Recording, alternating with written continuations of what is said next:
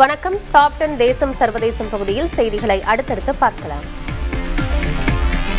India, Pakistan உள்ளிட்ட 7 போர்களை நிறுத்திய தமக்கு நோபல் பரிசு வழங்க வேண்டும் என அமெரிக்க அதிபர் டிரம்ப் வேண்டுகோள் விடுத்துள்ளார். அமெரிக்காவில் நடைபெற்ற நிகழ்ச்சி ஒன்றில் பேசிய அவர், உலக அரங்கில் நாம் செய்து வரும் சில செயல்களால் இதற்கு முன் இல்லாத அளவிலான மரியாதையை பெற்று வருகிறோம் என்றும், உலக நாடுகளுக்கிடையே நாம் அமைதி ஒப்பந்தங்களை ஏற்படுத்தி வருகிறோம் என்றும் குறிப்பிட்டார். இந்தியா, பாகிஸ்தான், தாய்லாந்து, கம்போடியா உள்ளிட்ட 7 போர்களை தாம் தடுத்து நிறுத்தியுள்ளதாக குறிப்பிட்ட டிரம்ப், ஒவ்வொரு போர் நிறுத்தத்துக்குமே ஒரு தனி நோபல் பரிசு தர வேண்டும் எனவும் தெரிவித்துள்ளார். காசா மீதான இஸ்ரேலின் கொடூர தாக்குதலில் 91 பேர் ஒரே நாளில் படுகொலை செய்யப்பட்டுள்ளனர்.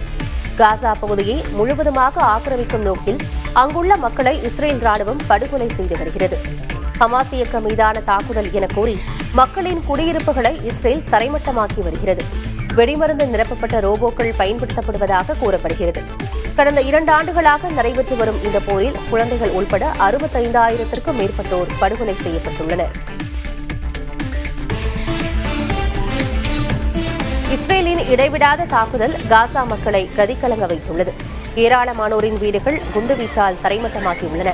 இனியும் அதே இடத்தில் இருந்தால் உயிருக்கே ஆபத்து ஏற்படும் என அஞ்சி தெற்கு பகுதிக்கு காசா மக்கள் இடம்பெயரத் தொடங்கியுள்ளனர். இதற்காக இடிந்து கிடக்கும் வீட்டிலிருந்து கிடைத்த பொருட்களை எடுத்துக்கொண்டு அவர்கள் வெளியேறி வருகின்றனர். புதிய இடத்தில் தங்கள் எதிர்காலம் என்ன என்றும் அவர்கள் கவலையில் ஆழ்ந்துள்ளனர்.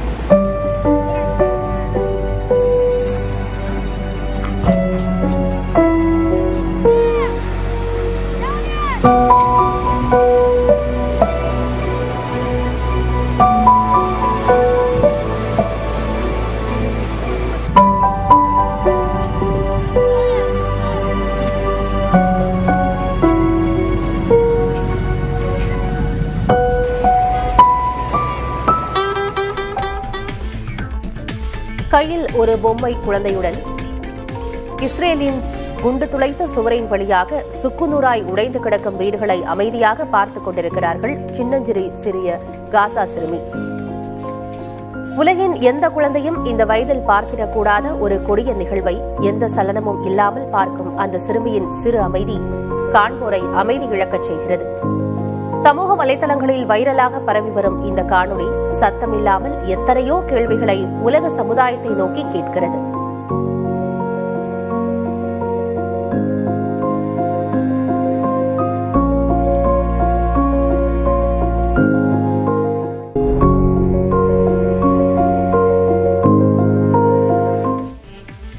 பாலஸ்தீனத்தை அங்கீகரிப்பது என்பது பயங்கரவாதத்திற்கு அளிக்கப்படும் அபத்தமான வெகுமதி என்று இஸ்ரேல் பிரதமர் நெதன்யாகு கண்டனம் தெரிவித்துள்ளார்.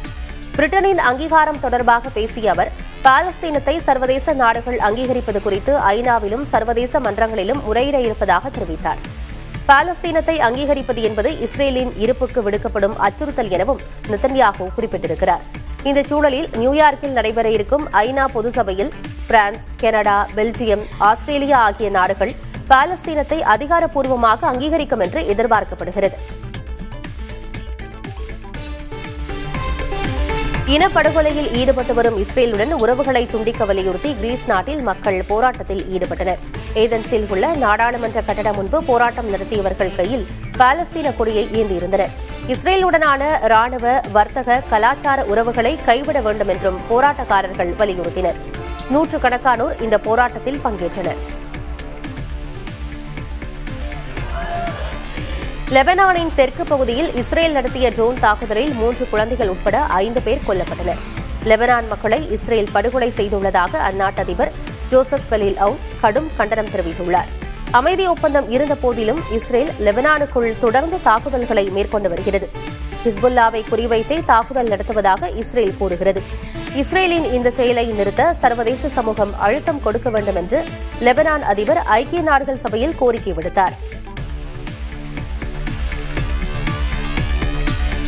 H-1B விசா காரணமாக வேலை இழக்கும் அமெரிக்கர்களை பாதுகாக்கவே விசா கட்டணம் 90 லட்சமாக உயர்த்தப்பட்டதாக அமெரிக்க அரசு விளக்கம் கொடுத்துள்ளது. டொனால்டு டிரம்ப் மேற்கொண்ட முடிவுக்கு ஆதரவான உண்மையான தரவுகளை வெள்ளை மாளிகை வெளியிட்டுள்ளது. அமெரிக்க ஊழியர்களுக்கு மாற்றாக மிக குறைந்த சம்பளத்திற்கு வெளிநாட்டு ஊழியர்களை நியமிக்கும் நிறுவனங்கள் செயலை தடுப்பதற்காகவே இது அமல்படுத்தப்படுவதாக கூறப்பட்டுள்ளது. அமெரிக்க ஊழியர்களை அவமதிக்கும் வகையில் தேச பாதுகாப்பு சிறுமைப்படுத்தப்படுவதை தடுக்கவே இந்த முடிவு மேற்கொள்ளப்பட்டுள்ளதாகவும் தெரிவிக்கப்பட்டது. 5000க்கும் மேற்பட்டோருக்கு H-1B விசாவை அங்கீகரிக்கும் நிறுவனம் 16,000 அமெரிக்கர்களை வேலையிலிருந்து நீக்கியிருப்பதையும் வெள்ளை மாளிகை வட்டாரம் சுட்டிக்காட்டுகிறது. அமெரிக்க வெளிநாட்டு ஊழியர்களை கட்டுப்படுத்த விசா விதிகளை கடுமையாக்கி வரும் நிலையில் சீனா புதிய விசா நடைமுறையை அறிவித்துள்ளது. அறிவியல், தொழில்நுட்பம், பொறியியல், கணிதம் சார்ந்த துறைகளில் உலக அளவில் உள்ள சிறந்த ஊழியர்களை ஈர்க்கும் நோக்கில் கே விசாவை அறிமுகம் செய்துள்ளது. அமெரிக்காவுக்கு போட்டியாக சீனா அறிமுகம் செய்திருக்கும் இந்த கே விசா அக்டோபர் 1ஆம் தேதி முதல் நடைமுறைக்கு வருவதாக தெரிவிக்கப்பட்டுள்ளது.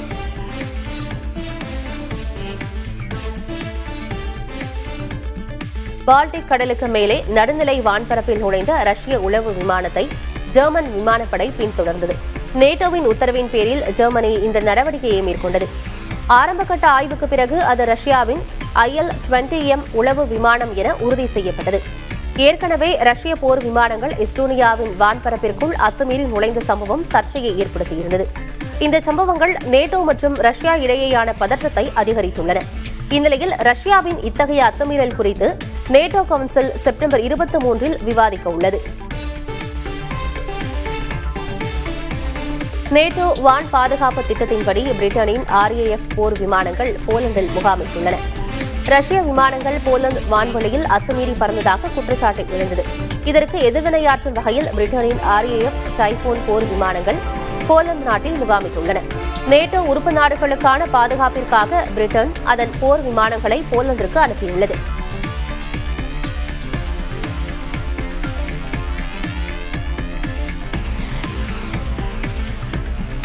பிலிப்பைன்ஸ் தலைநகர் மணிலாவில் பல்லாயிரக்கணக்கானோர் திரண்டு அரசுக்கு எதிராக போராட்டத்தில் ஈடுபட்டனர். ஊழலுக்கு எதிரான போராட்டத்தில் ஈடுபட்டோர் அதிபர் மாளிகை நோக்கி பேரணியாக செல்ல முயன்றபோது பாதுகாப்பு படையினரால் தடுத்து நிறுத்தப்பட்டனர். இதனால் இரு தரப்பினரிடையே மோதல் ஏற்பட்டது. கற்களை வீசி போராட்டக்காரர்கள் தாக்கிய நிலையில் பாதுகாப்பு படையினர் தண்ணீரை பீச்சு அடித்து அவர்களை கலைத்தனர். வன்முறையில் ஈடுபட்ட 17 பேர் கைது செய்யப்பட்டதாக பாதுகாப்பு படையினர் தெரிவித்தனர்.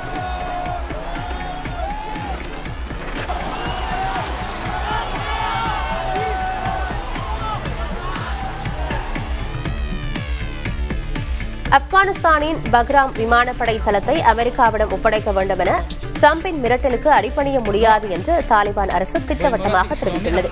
முன்னதாக பக்ராம் விமானப்படை தளத்தை அமெரிக்க படைகளிடம் ஒப்படைக்க வேண்டும் என்று டிரம்ப் கூறியிருந்தார். ஆனால் அவ்வாறு செய்ய முடியாது என்று கூறியுள்ள தாலிபான் அரசின் செய்தி தொடர்பாளர் சபியுல்லா முஜாஹித், தோஹா ஒப்பந்தத்தின்படி ஆப்கானிஸ்தானின் இறையாண்மைக்கு அமெரிக்கா அச்சுறுத்தல் விடுக்க முடியாது என்றார். இலங்கையில் கழிவுநீர் தொட்டியில் விழுந்த யானை மீட்கப்பட்டது. கொல்லநறுவை மாவட்டம் வெலிக்கந்தை பகுதியில் கழிவுநீர் தொட்டியில் தவறி விழுந்த யானை ஒன்று வெளியே வர முடியாமல் தவித்தது. அதிகாரிகள் மற்றும் பொதுமக்களின் நீண்ட நேர போராட்டத்திற்கு பிறகு யானை கழிவுநீர் தொட்டியிலிருந்து வெளியே வந்து வனப்பகுதிக்குள் சென்றது.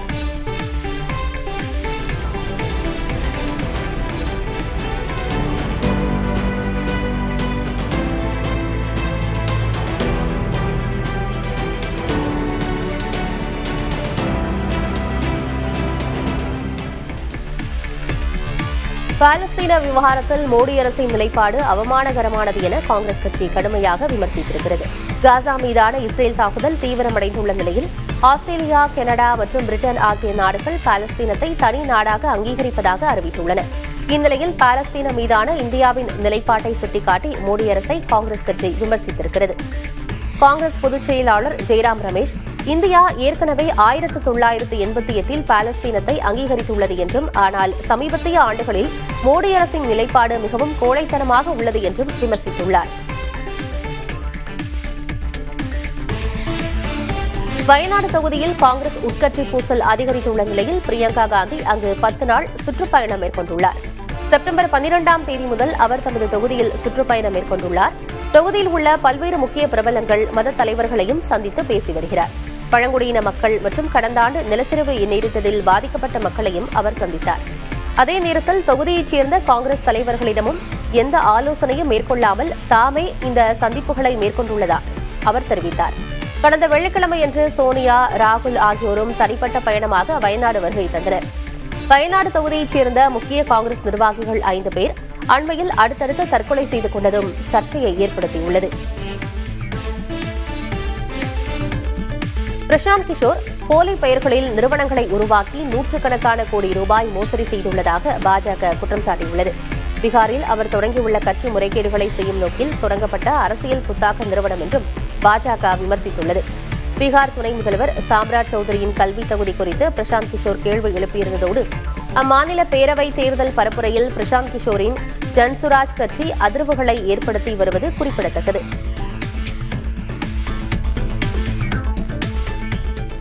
பீகார் சட்டசபை தேர்தலுக்கு முன்னதாக ராஷ்டிரிய ஜனதா தளம் தலைவர் லாலு பிரசாத் யாதவின் குடும்பத்தில் புதிய அரசியல் மோதல் வெடித்துள்ளது. லாலுவின் மகள் ரோஹிணி ஆச்சாரியா தனது சகோதரர் தேஜஸ்வி யாதவின் அரசியல் ஆலோசகரான சஞ்சய் யாதவ் குறித்து சமூக வலைதளங்களில் வெளியிட்ட பதிவு கட்சிக்குள் சர்ச்சையை ஏற்படுத்தியுள்ளது. தேர்தலில் போட்டியிடும் தனது விருப்பத்திற்கு சஞ்சய் யாதவ் தடையாக இருந்ததாக அவர் கருதுவதாக கூறப்படுகிறது. மேலும் ரோஹிணி தனது குடும்ப உறுப்பினர்கள் மற்றும் கட்சித் தலைவர்கள் பலரை சமூக வலைதளங்களில் பின்தொடர்வதை நிறுத்தியுள்ளார். இந்த சர்ச்சை குறித்து விளக்கமளித்த ரோஹிணி தனக்கு எந்த அரசியல் பதவியிலும் ஆசையில்லை என்றும் தனது சுயமரியாதையே முக்கியம் என்றும் கூறினார்.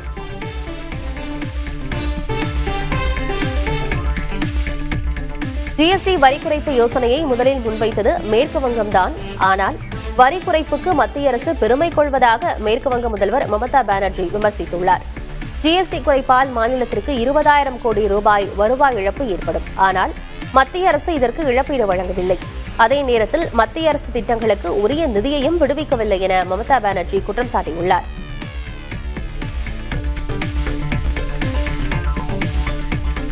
முந்தைய ஒய்எஸ்ஆர் காங்கிரஸ் ஆட்சியில் திருப்பதி கோயில் உண்டியலில் இருந்து 100 கோடி ரூபாய்க்கு மேல் திருட்டு நடந்ததாக தெலுங்கு தேசம் கட்சி குற்றம் சாட்டியுள்ளது.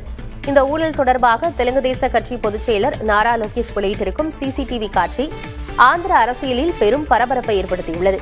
இந்த திருட்டில் கோயில் ஊழியர் ரவிக்குமார் ஈடுபட்டதாகவும் திருடப்பட்ட பணம் ரியல் எஸ்டேட்டிலும் முன்னாள் முதல்வர் ஜெகன்மோகன் ரெட்டியின் இல்லத்திற்கும் அனுப்பப்பட்டதாகவும் அவர் குற்றம் சாட்டினார்.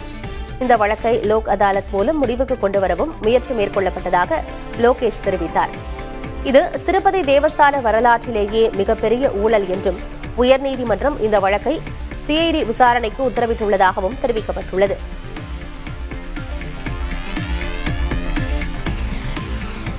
கர்நாடகாவில் சாதிவாரி கணக்கெடுப்பு இன்று தொடங்குகிறது. அக்டோபர் 7ஆம் தேதி வரை நடைபெறும் கணக்கெடுப்பில் 1,75,000 பேர் ஈடுபடுத்தப்படுவார்கள். 2 கோடி குடும்பங்களின் சமூக பொருளாதார நிலை குறித்து விரிவான விவரங்கள் இந்த கணக்கெடுப்பில் சேகரிக்கப்படுகின்றன. மொத்தம் 60 கேள்விகள் கேட்கப்பட உள்ளன. 2015ஆம் ஆண்டே சாதிவாரி கணக்கெடுப்பு நடந்தபோதும் அதில் கிடைத்த விவரங்கள் உண்மையை பிரதிபலிக்கவில்லை என பல சாதி அமைப்புகள் விமர்சித்தன. இதையடுத்து தற்போது அறிவியல் ரீதியில் கணக்கெடுப்பு மேற்கொள்ளப்பட உள்ளது. லடாக் யூனியன் பிரதேசமாக மாற்றப்பட்ட நிலையில் எங்கள் நிலங்களை பெரிய தொழில் நிறுவனங்களும் வெளிநபர்களும் ஆக்கிரமிப்பதற்கான வாய்ப்பு உருவாக்கியிருப்பது மக்களிடையே அச்சத்தை ஏற்படுத்தியுள்ளதாக லடாக் புத்த சங்க தலைவர் செர்ரிங் டோர்ஜை தெரிவித்திருக்கிறார்.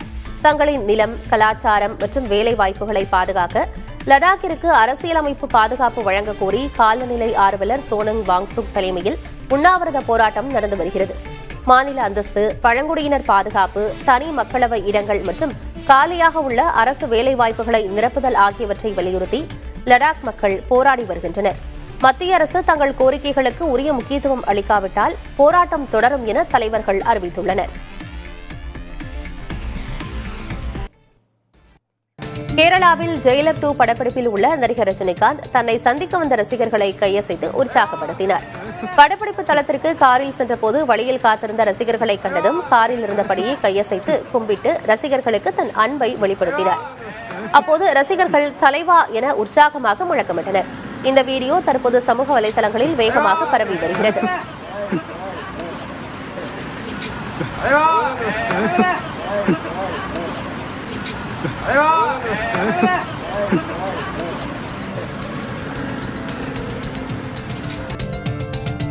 நடிகர்கள் மீது யூடியூபில் அவதூறு பரப்பும் சிலருக்கு நடிகர் சங்கம் முடிவு கட்ட வேண்டும் என நகைச்சுவை நடிகர் வடிவேலு கோரிக்கை விடுத்துள்ளார். தென்னிந்திய நடிகர் சங்க பொதுக்குழு கூட்டத்தில் பங்கேற்ற அவர் சினிமாவை சிலர் சீரழித்து வருவதாக சாடினார். காசு கொடுத்து எதிர்மறையான விமர்சனங்கள் பரப்பப்படுவதாகவும் அவர்கள் மீது நடிகர் சங்கமும் தயாரிப்பாளர் சங்கமும் இணைந்து சட்ட ரீதியான நடவடிக்கை எடுக்க வேண்டும் எனவும் கேட்டுக் கொண்டார்.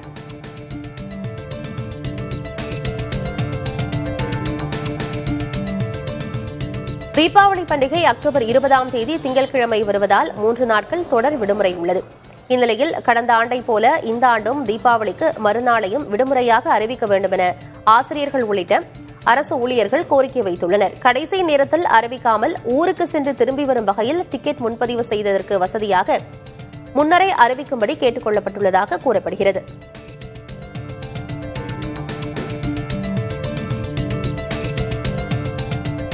மேற்குவங்க மாநிலம் கொல்கத்தாவில் துர்கா பூஜை தொடக்க விழாவில் முதலமைச்சர் மமதா பானர்ஜி பக்தி பாடல்களை பாடினார். நாடு முழுவதும் நவராத்திரி திருவிழா இன்று தொடங்குகிறது. இந்நிலையில் கொல்கத்தாவில் துர்கா பூஜையை தொடக்கி வைத்த முதலமைச்சர் மமதா பானர்ஜி ஜகோ துர்கா என்ற பாடலை பாடினார்.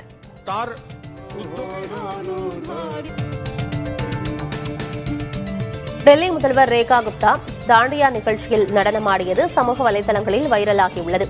நவராத்திரியின் பகுதியாக புகழ்பெற்ற தாண்டியா நடனம் ஆடப்படுவது வழக்கம். டெல்லி ஷாலிமார் பாக் பகுதியில் நடைபெற்ற தாண்டியா நிகழ்ச்சியில் கலந்து கொண்ட முதல்வர் ரேகா குப்தா மேடையில் ஏறி இளம் பெண்களுடன் நடனமாடினார். முதல்வரின் உற்சாக நடனத்துக்கு சமூக வலைதளங்களில் பலரும் பாராட்டு தெரிவித்து வருகின்றனர். ChatGPT-யால் அமெரிக்க பெண் ஒருவர் ஒரே இரவில் கோடீஸ்வரராக மாறியுள்ளார். லாட்டரி வாங்குவதற்கு ChatGPT-யிடம் பரிந்துரை கேட்டுள்ளார். அது அளித்த எண்களை பயன்படுத்தி லாட்டரி வாங்கிய அந்த பெண்ணுக்கு 1.30 கோடி ரூபாய் பரிசு விழுந்துள்ளது. அவருடைய கணவர் அரிய நோயால் உயிரிழந்துவிட்ட நிலையில் அந்த நோய்க்கான ஆராய்ச்சி பணிக்காக தன் பரிசு தொகையில் ஒரு பகுதியையும் உணவு பாதுகாப்பு மற்றும் ராணுவ வீரர்களுக்கு உதவும் தொண்டு நிறுவனங்களுக்கு மீத பணத்தையும் வழங்குவதாக அவர் தெரிவித்துள்ளார்.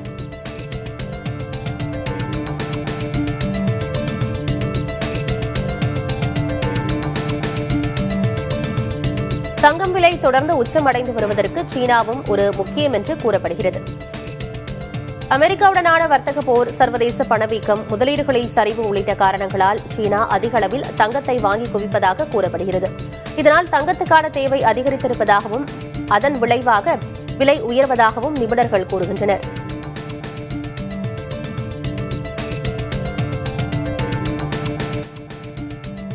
சர்வதேச அளவில் திருநங்கைகளுக்கான அழகி போட்டி தாய்லாந்தில் நடைபெற்றது. இதில் அமெரிக்க அழகி மிடோரி மோனட் மிஸ் இன்டர்நேஷனல் குயின் பட்டம் வென்றார். 23 நாடுகளைச் சேர்ந்த திருநங்கைகள் பங்கேற்ற இப்போட்டியில் கியூபாவைச் சேர்ந்தவருக்கு 2ஆம் இடமும், வியட்நாம் நாட்டைச் சேர்ந்தவருக்கு 3ஆம் இடமும் கிடைத்தது. சமூகத்தில் திருநங்கைகளுக்கு அங்கீகாரம் கிடைப்பது அதிகரித்து வருவதாக போட்டி அமைப்பாளர்கள் மகிழ்ச்சி தெரிவித்தனர். சென்னை மெரினா நீல கடற்கரை சான்றை பெற்ற பிறகு முதலாக நடைபெற்ற கலை விழா உற்சாகத்துடன் களை கட்டியது. மெரினா கடற்கரையில் உலகத்தரம் வாய்ந்த நீலக்குடி சான்றுக்கான மேம்பாட்டுப் பணிகள் மேற்கொள்ளப்பட்டுள்ளன. சென்னை மாநகராட்சி சார்பில் நீலக்குடி கடற்கரை பகுதியில் தமிழ்நாட்டின் பாரம்பரிய கலைகள் கொண்ட கலை விழா நடைபெற்றது. முதல் நிகழ்வில் நையாண்டி மேளம், கரகம், காளை, மயில் ஆட்டங்களும், பறையாட்டம் கலை நிகழ்ச்சியும், பம்பை, சிலம்பாட்டம் கலை நிகழ்ச்சியும், துடும்பாட்டம் என பல்வேறு இசை கலைஞர்கள் பாரம்பரிய இசை மற்றும் நடன நிகழ்ச்சிகள் மூலம் பொதுமக்களை மகிழ்வித்தனர். மக்களை மகிழ்விக்கும் வகையிலும் பாரம்பரிய கலையும் கலைஞர்களின் வாழ்வாதாரத்தை மேம்படுத்தும் வகையிலும் மெரினாவில் வாரந்தோறும் ஞாயிற்றுக்கிழமை மாலை கலை நிகழ்ச்சிகள் நடைபெறவுள்ளன.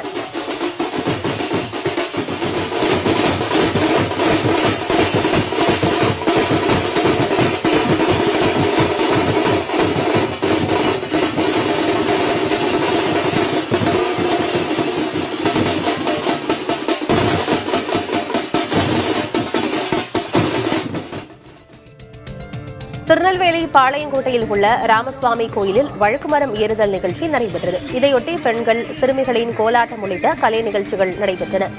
இளைஞர்கள் வழுக்குமரம் ஏறி அதில் கட்டியிருந்த பரிசுப் பொருட்களை எடுத்தனர்.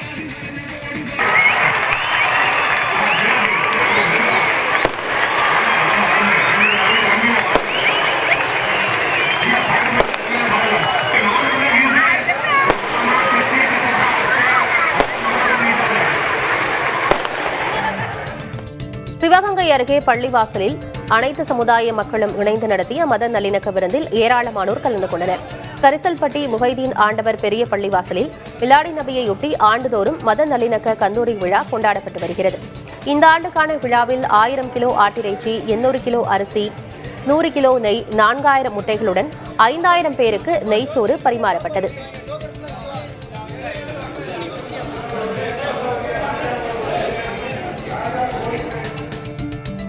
உலக அமைதி தினத்தை முன்னிட்டு அவிநாசியில் 37 கல்லூரிகளைச் சேர்ந்த 2950 மாணவ மாணவிகள் புறா வடிவில் அணிவகுத்து நின்றனர். இது உலக சாதனை முயற்சியாக அங்கீகரிக்கப்பட்டுள்ளது. அமைதியின் அவசியத்தை வலியுறுத்தும் வகையில் நடைபெற்ற இந்த நிகழ்ச்சியில் திருப்பூர், ஈரோடு, கோவை, நீலகிரி மாவட்டங்களைச் சேர்ந்த மாணவர்கள் பங்கேற்றனர். பறவையின் வடிவில் மாணவர்கள் நின்ற காட்சி காண்போரை வியக்க வைத்தது. உலக புகழ்பெற்ற மைசூரு தசரா விழா இன்று தொடங்குகிறது. சாமுண்டி மலையில் உள்ள சாமுண்டீஸ்வரி அம்மன் கோயில் வளாகத்தில் கன்னட எழுத்தாளர் பானு முஷ்தாக் தசரா விழாவை தொடங்கி வைக்கிறார். இளைஞர் தசரா, உணவு மேளா, தசரா கண்காட்சி, திரைப்பட விழா, குழந்தைகள் தசரா உள்ளிட்டவையும் நடைபெறுகிறது. மைசூரு அரண்மனையிலும் பாரம்பரிய முறைப்படி தசரா விழா மற்றும் நவராத்திரி சிறப்பு பூஜைகள் தொடங்குகிறது.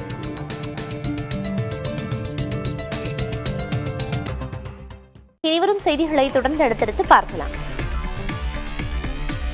சிங்கப்பூரில் ஆழ்கடல் நீச்சல் பயிற்சியின் போது உயிரிழந்த அசாம் பாடகர் ஜூபின் கார்கியின் உடலுக்கு பல்லாயிரக்கணக்கான மக்கள் கண்ணீர் மல்க அஞ்சலி செலுத்தினர்.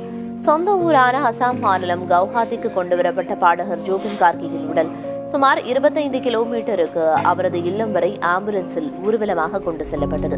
அப்போது சாலை நெடுக திரண்டிருந்த பல்லாயிரக்கணக்கானோர் மலர்களை தூவியும் கைகூப்பி பிரார்த்தனை செய்தும் அஞ்சலி செலுத்தினர். பாடகர் ஜூபின் கடந்த 30 ஆண்டுகளுக்கும் மேலாக 40 மொழிகளில் சுமார் 38,000க்கும் மேற்பட்ட பாடல்களை பாடியுள்ளார் என்பது குறிப்பிடத்தக்கது.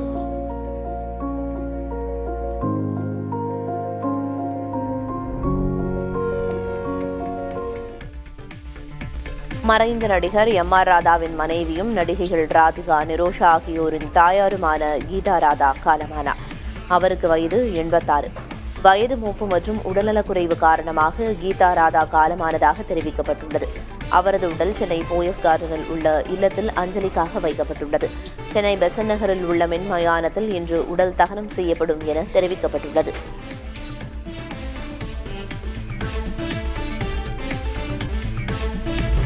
திருவாரூரில் திமுக சார்பில் ஓரணியில் தமிழ்நாடு பொதுக்கூட்டம் நடைபெற்றது. சட்டமன்ற உறுப்பினர் போண்டி கலைவாணன் தலைமையில் நடைபெற்ற இக்கூட்டத்தில் அமைச்சர்கள் டி.ஆர்.பி. ராஜா, கே.என். நேரு பங்கேற்றனர். கடந்த சனிக்கிழமை திருவாரூர் தியாகராஜர் கோயில் தெற்கு வீதியில் தாவிக தலைவர் விஜய் பரப்புரை மேற்கொண்ட நிலையில் அதே இடத்தில் திமுக பொதுக்கூட்டம் நடைபெற்றது. இதில் தொண்டர்கள் உட்பட ஏராளமானோர் கலந்து கொண்ட நிலையில் அதன் ட்ரோன் காட்சிகள் வெளியாகியுள்ளன.